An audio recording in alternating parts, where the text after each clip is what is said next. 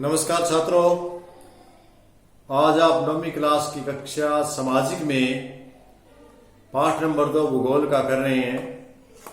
और पाठ नंबर भूगोल में आपको सबसे पहले तो लेसन पढ़ना है, उसका मनन करना है। उसके बाद ये अभ्यास के प्रश्न जो मैं आपको करवा रहा हूं ये आपने करके लिखने हैं। तो हम अभ्यास के प्रश्न में क्या है, अभ्यास के प्रश्न में सबसे पहले है निम्न पर टिप्पणियां कुछ है शब्दांश है, हम इनके बारे में टिप्पणियों के बारे में पढ़ेंगे। सबसे पहले हमारी जो टिप्पणी है वह भूगर्भीय प्लेटें क्या होती हैं। भूगर्भीय प्लेटें क्या होती है। तो बेटा पृथ्वी है हमारी जो बिल्कुल हमें समतल दिखाई देती है, समान दिखाई देती है, बिल्कुल ऊपर से एक जैसी है, लेकिन इसके अंदर बहुत सारी हलचलें होती रहती हैं। पृथ्वी की आंतरिक गर्मी के कारण अंदर से भूमि टूटती फूटती रहती है, जमती रहती है, लेकिन कई बार अंदर का जो चट्टानें और टूट फूट करके बाहर की चट्टानों को तोड़ करके बाहर निकल जाती है और बिखर जाती हैं। और इन बिखरी हुई चट्टानों को हम भूगर्भीय प्लेटें के नाम से जानते हैं। दोबारा फिर देखिए, जो हमारी शांत पृथ्वी दिखती है, इस पृथ्वी के अंदर बहुत प्रकार की हलचल होती रहती है। बहुत प्रकार की इसमें हलचलों के कारण पृथ्वी में कई बार क्या होता है कि अंदर की चट्टानें टूट कर किसी कमजोर भाग को फाड़कर बाहर निकल पड़ती हैं और इधर उधर बिखर जाती है। इन बिखरी हुए को हम भूगर्भीय प्लेटें कहते हैं। भू मैंने भूमि, गर्भ मैंने गर्भ, अंदर की प्लेटें, अंदर से निकले हुए समान। इसके बाद दूसरा, आज के महाद्वीप में गोंडवाना लैंड के कौन से भाग थे। इसका बेटा आसान सा तरीका है A4। इसका मतलब ए से ऑस्ट्रेलिया, ए से एशिया, ए से अमेरिका और ए से ऑस्ट्रेलिया, अमेरिका, अफ्रीका। आपने एक और सूत्र याद रखना है। एक जो आज के महाद्वीप गोंडवाना जो है महाद्वीप है, ये महाद्वीप आज के महाद्वीप कौन से, अफ्रीका, ए से अफ्रीका, अमेरिका, ऑस्ट्रेलिया और एशिया, ये चारों महाद्वीप ए से शुरू होते हैं। तो इसलिए आज के जो महाद्वीप है उनको नाम याद रखने के लिए आपने एक और का सूत्र याद रखना है। आपको पजल नहीं होना। जिन जिन में ए है वे सारे गोंडवाना लैंड के भाग थे। ऑस्ट्रेलिया, अफ्रीका, अमेरिका और एशिया गोंडवाना लैंड के भाग थे। आसानी से याद रह जाए, आपको याद रखने के लिए एक और का फार्मूला। इसके बाद भाबर क्या है, भाबर क्या है कि मिट्टी नदियां हैं वो अपने साथ बहुत सारा पत्थरों को चट्टानों को तोड़ती हुई अपने साथ बहा कर ले जाती है और बहा करके वो मैदानी इलाकों में फैला देती है। जो बड़ी उपजाऊ मिट्टी होती है हमारे उत्तरी मैदान इसी प्रकार के, इसको हम भाबर कहते हैं, उससे फैले मैदान को। इसके बाद अगला टॉपिक आपका हिमालय के भाग कौन कौन से। हिमालय के 3 भाग हैं।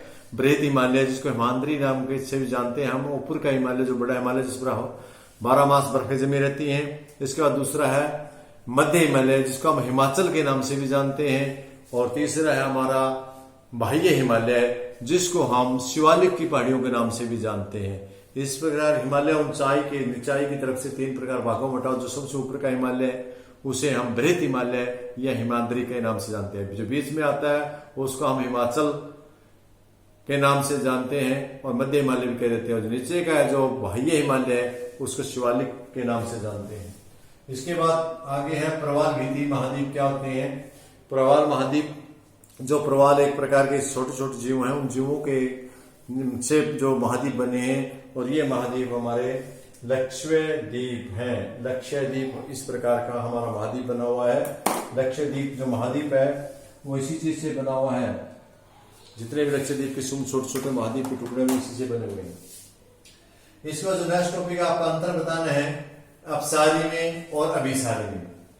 अभिसारी चट्टानें कौन सी होती हैं, जो चट्टानें एक दूसरे से दूर हो जाती हैं और एक दूसरे जब भूमि में हलचल होती है तो एक चट्टान दूसरी चट्टान से दूर जाती है और उनके बीच का गैप ज्यादा हो जाता है।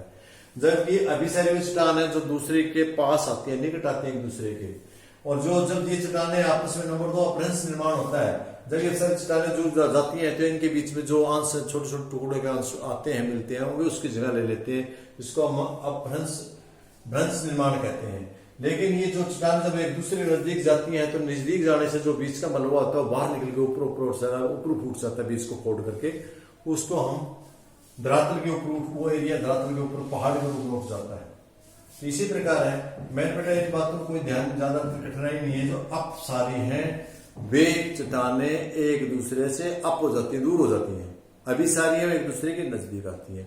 जब दूर होंगी तो उनके दूर जाने से खाली गैप में उनके टूट फूट के टुकड़े आएंगे, इसको ब्रश बोल देते हैं। और जब नजदीक आएंगी तो अंदर का जो आपका मटेरियल है वो बाहर निकलने का प्रयास करेगा, वो कमजोर भूमि को फाड़ के बाहर निकल जाता है, ऊपर उठ जाता है या धरातल ऊंचा उठ जाता है। इसके बाद एक बांगड़ और एक खादर, ये दो प्रकार की मिट्टी है। ये बांगड़ मिट्टी क्या होती है और खादर मिट्टी क्या होती है?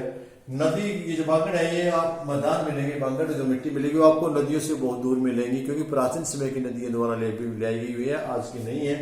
दूसरा, इस मिट्टी में आपको बहुत सारे कंकड़ भी मिलेंगे। और तीसरा, ये प्राचीन जलोढ़ के नाम से भी जाने जाते हैं, प्राचीन जलोढ़ के नाम से कहते हैं, बहुत ज्यादा पुराने समय के। इसके बाद खादर कौन से होते हैं? खादर में है जो नदियों द्वारा नवीन युग में लाएगी, बिछा करके नदियां बनाएगी, जैसे हमारा उत्तरी मैदान है। और दूसरा, ये बड़े उपजाऊ भी होते हैं, कंकड़ नहीं होते इसमें, उपजाऊ होते हैं और नवीन जलोढ़ के नाम से इनको जाना जाता है। तो बेटा इनको ज्यादा लंबी चौड़ी नहीं बात, ये प्राचीन है, चीज वही है, ये नए हैं। ये प्राचीन समय में नदी घाटियों के द्वारा लाए गए थे नदियों से, इसलिए नदी घाटियों से दूर दूर है। मोटे मोटे कंकड़ भी है, प्राचीन जलोढ़ के नाम से जानते हैं। ये नदियों द्वारा लाई गई, बिछा करके मिट्टी मैदान बनाए गए मैदान, उनको हम खातर के नाम से जानते हैं, जैसे उत्तरी भारत का मैदान। और ये आपका उपजाऊ मिट्टी है इसकी, और नवीन जलोढ़ के नाम से इनको जानते हैं। नेक्स्ट इसी चैप्टर का जो अगला हमारा है वो बस हमने बताना है पूर्वी घाट और पश्चिमी घाट में क्या अंतर है। मैं पिछली वीडियोज में आपको भारत के मैप बना करके समझाता रहा था। उन मैपों में आपने देखा था कि आपका मैप में यहाँ नहीं बना पाऊंगा, लेकिन यहाँ आपको एक छोटा सा उसका उदाहरण, जो आपका नीचे का हिस्सा है तो इसके साथ साथ जो इधर लगा और इधर लगा, ये घाट थे, ये घाट है। इसका विस्तार ये हमारी क्या थी बात के इस साइड में, जो हमारा दायां हाथ है उस साइड में हमारा बंगाल की खाड़ी, क्योंकि ये बंगाल था यहाँ, अपने मैंने यहाँ बताया नहीं था आपको बंगाल है, तो यहाँ बंगाल है इसलिए बंगाल की खाड़ी कहते हैं। बंगाल की खाड़ी के साथ साथ कौन से हैं? बंगाली की खाड़ी के साथ साथ पश्चिमी घाट है, क्योंकि ये बंगाल खाड़ी के पश्चिम में है, इसलिए इसको पश्चिमी घाट कहा है। और ये अरब सागर में है, यह अरब सागर है, ये अरब सागर में है। अरब सागर के ये पूर्व में, अरब सागर के पूर्व में, इसलिए इसको हम पूर्वी घाट के नाम से जानते हैं। देखिए दोबारा फिर देखिए, जो अरब सागर के साथ साथ फैले हुए हैं आपका पूर्वी घाट है, और जो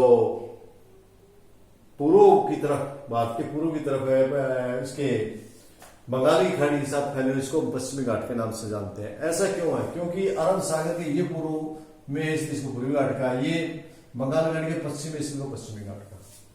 देखना पजलमती की बात में यदि डिवाइड कर लो और किसी साइड में ये है तो ये पश्चिमी पूर्वी घाट हो गया और ये पश्चिमी घाट हो गया, इसके विपरीत है।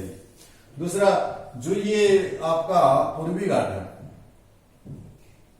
अरब सागर के साथ साथ जो पूर्वी घाट है, ये इसकी पर्वतों की लंबाई है, पर्वतों की लंबी लाइन है इसमें, और इसमें टुकड़े से है कट के, इसमें कई नदियां और नदियों के कारण बीच बीच में टुकड़े, और ये अलग अलग रूप में दिखाई देती है। इसकी सबसे ऊंची चोटी है, उसका नाम पर है अनाई मुंडी, अनाई मुंडी के नाम से जानते हैं, अनाई मुंडी के नाम से जानते हैं। जबकि पश्चिमी घाट है, पश्चिमी घाट है, ये हमारा पश्चिमी घाट का किसके महेंद्रगिरी नाम पहाड़ी से, महेंद्रगिरी के नाम से जानते हैं। जो सबसे ऊंची चोटी है वो महेंद्रगिरी है। और इधर जो हमारा अरब सागर के साथ जो हमारा पूर्वी घाट है, इस घाट में कुछ 3 घाट और हैं जो पूर्वी हमारा, इसमें एक पाल घाट, भौर घाट और थाल घाट। पाल भौर 3 घाट है इसमें बीच बीच में जो दर्रे हैं, उन दर्रों को बीच में जो दर्रे आते हैं उन दर्रों को हम 3 घाटों के नाम से जानते हैं। जबकि हमारे पश्चिमी घाट में कोई दर्रे है ही नहीं। इसके बाद नंबर अगला हमारा, ये लगातार कंटिन्यू है, लगातार है, बीच में कट नहीं है। जबकि मैंने बताया इसमें बीच बीच में कट है, नदियों के कारण बीच में क्रॉसिंग है, नदियों ने काट पीट के बीच में काट रखे। तो बेटा आपको ये ध्यान देना, क्योंकि यहाँ तो 2 नदियां आपकी नर्मदा ताप्ती, और इधर हमारी महानदी गोदावरी को काफी, कावेरी 3-4 नदी है, उनकी वजह से ये कई टुकड़ों में है। तो आपको ध्यान देना है इन बातों का, और इसका समझते हुए आपको इनको अच्छे से कर लेना है। इतनी ज्यादा कठिन नहीं है, आसान से प्रश्न थे। कुछ प्रश्नों के साथ कल फिर आपसे मुलाकात होगी, तब तक के लिए आप लोगों का बहुत बहुत धन्यवाद।